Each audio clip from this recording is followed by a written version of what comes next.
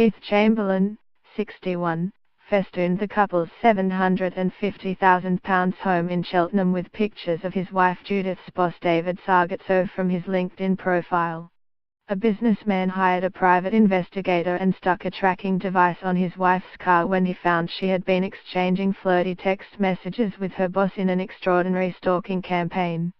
Keith Chamberlain, 61, also decorated the couple's £750,000 home in Cheltenham with pictures of his wife Judith's boss David Sargatso from his LinkedIn profile.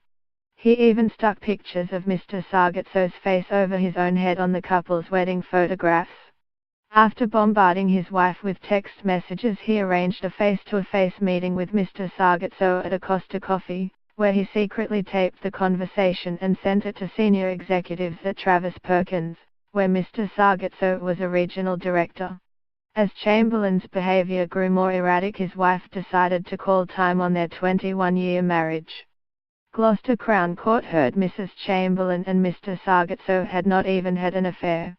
They only started a relationship weeks after she had left her husband because of his harassing behavior. Earlier this year, magistrates in Cheltenham convicted Chamberlain of stalking his wife and harassing Mr. Sargatso between March and May 2016. He appealed against the convictions, but they were upheld at Gloucester Crown Court on Friday. However, the court quashed the 12-week suspended term imposed in the magistrates' court. While she was driving to her sister's in Preston, Chamberlain told his wife, "Pictured, you are my life.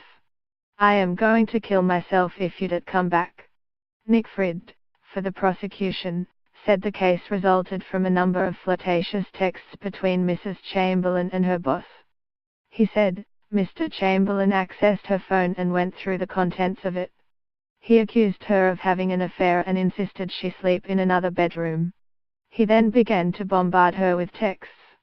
He recorded conversations with her and entitled them Judith Chamberlain's Confessions. His wife insisted it was not true and fought to save the marriage, but soon realized it was futile. Chamberlain then arranged a meeting with Mr. Sargatso where he recorded the conversation and sent the transcript to other directors at his place of work.